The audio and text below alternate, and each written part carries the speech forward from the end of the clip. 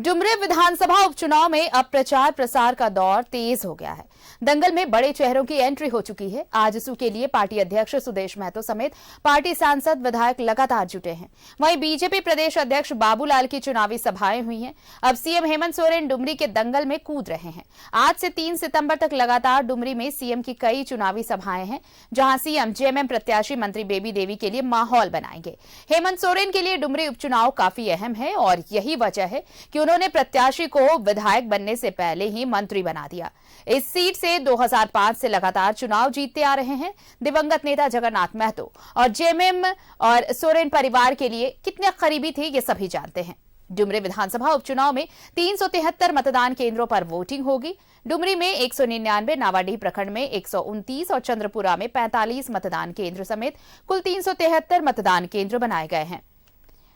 मतदान केंद्र के भवनों की कुल संख्या 240 है। वहीं महिला मतदान केंद्र की संख्या 1 है।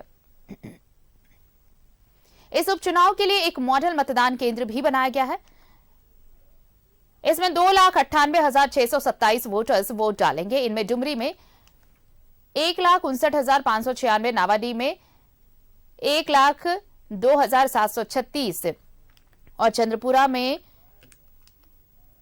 3,06,295 मतदाता हैं।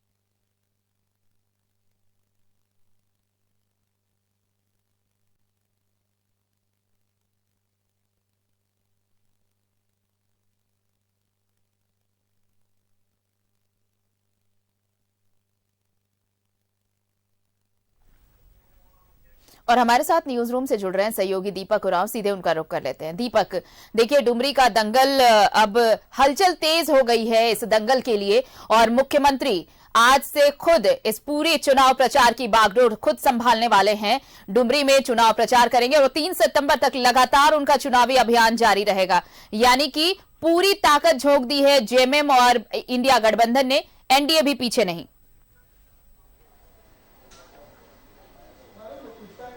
जी बिल्कुल, देखिए जिस तरह से डुमरी उपचुनाव हो रहा है और इस चुनाव को लिटमस टेस्ट के तौर पर देखा जा रहा है और यही वजह है कि ये जो चुनाव है काफ़ी रोचक हो गया है।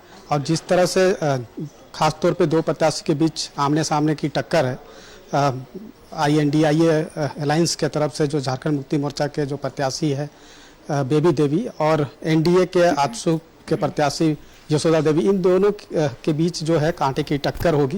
लेकिन जिस तरह से ये चुनाव में AIM जो अवैसी की पार्टी है, उनका भी प्रत्याशी जो है वो पर्चा भर दिया है, तो इसके वजह से जो चुनाव है और भी ज़्यादा कह सकते हैं कि रोचक हो गया है।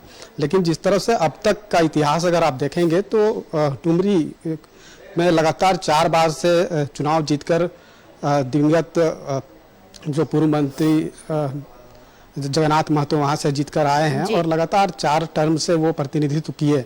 वैसे में उनकी जो मृत्यु हुई आकस्मिक तौर पे कह सकते हैं कि बीमारी की वजह से उनकी मृत्यु हुई और उसके बाद ये चुनाव हो रहा है। और इस चुनाव में जिस तरह से उनकी पत्नी को कह सकते हैं कि मंत्री चुनाव में जाने से पहले ही मंत्री बना दिया गया है कैबिनेट में, तो वैसे में झारखंड मुक्ति मोर्चा के लिए और INDIA अलायंस के द्वारा कह सकते हैं कि एक बहुत बड़ा दाव खेला गया है और इस चुनाव के माध्यम से ही जीत हासिल करके कह सकते हैं कि INDIA जो अलायंस है वो खाता यहाँ से खोलना चाहती है। लेकिन वहीं अगर बात करें आजसू के जो कैंडिडेट है वो भी इस चुनाव में काफ़ी कह सकते हैं कि पसीना बहा रहे हैं। आजसू के जो सुप्रीमो है सुदेश महतो, वो लगातार वहाँ पे प्रचार प्रसार कर रहे हैं और जीत का दावा कर रहे हैं। वैसे में अब देखना होगा कि जब 5 सितंबर को जब मतदान होगा और मतदान जब होगा तो कौन जनता जो है वो किसे अपना समर्थन देती है, ये परिणाम जो है 8 सितंबर को स्पष्ट हो जाएगा। लेकिन अब तक जो चुनाव हुए हैं, खासतौर पे डुमरी उपचुनाव की बात कर रहे हैं, तो बीते जो 2019 में जो विधानसभा का चुनाव हुआ था उसका अगर वोट बैंक की जो समीकरण को आप देखेंगे तो एनडीए में बीजेपी और आजसू अलग अलग चुनाव लड़ा था और दोनों के प्रत्याशी को लगभग 36 हजार वोट मिला था। यानी कि अगर और अभी जो चुनाव हो रहा है बाई इलेक्शन, इसमें आजसू और बीजेपी एक साथ चुनाव लड़ रही है, आजसू के कैंडिडेट वहां पे उतारा गया है, तो दोनों का समीकरण को देखेंगे 2019 के मुकाबले अभी का, तो जिस तरह से 36 हजार वोट मिला था और इस बार अगर उसको कैलकुलेट करके अगर देखेंगे तो 72 हजार समथिंग वोट हो रहा है। लेकिन वहीं अगर आप जेएमएम के जो जीत कर आए थे जगन्नाथ महतो, उनका 71 हजार कुछ वोट था। तो वैसे में अब इस समीकरण में अब देखना होगा कि जो डुमरी की जनता है किसे अपना समर्थन देती है। लेकिन ओवैसी की जो पार्टी है AIMIM, वो भी पिछले बार भी चुनाव लड़ा था और लगभग 25 हजार वोट लाया था और इस बार भी वो चुनावी मैदान में है। तो क्या ओवैसी के जो कैंडिडेट है वो किसका लाभ पहुंचा सकता है, किसको नुकसान पहुंचा सकता है, ये भी देखने वाली बात होगी। लेकिन अब तक जो हेमंत सोरेन की सरकार में 5 बाई इलेक्शन हो चुका है और 5 में 4 में कामयाबी मिला है। एक जो रामगढ़ बाई इलेक्शन हुआ था उसमें हार हुई थी, आजसू की जीत हुई थी।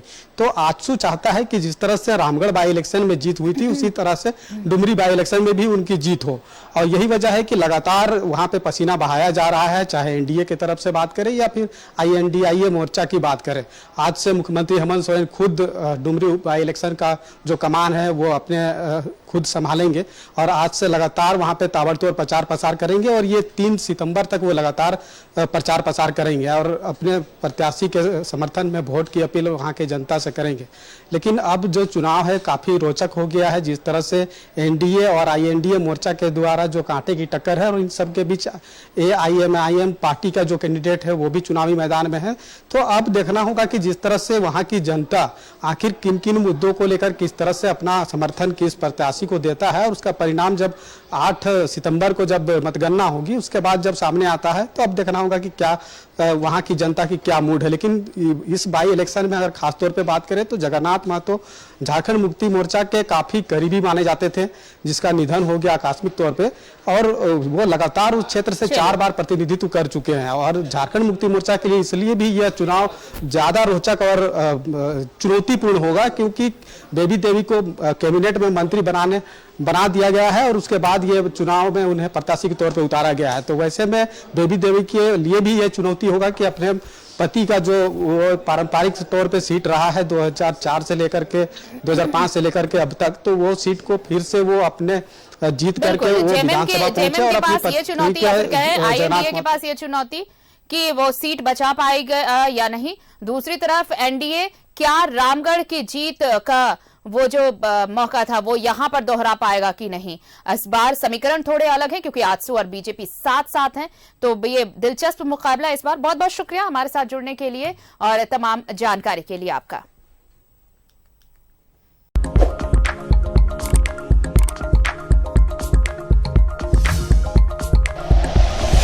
Like and share videos, subscribe करें हमारा चैनल और प्रेस करें बेल आइकॉन। न्यूज़ 11 भारत, सच है तो दिखेगा।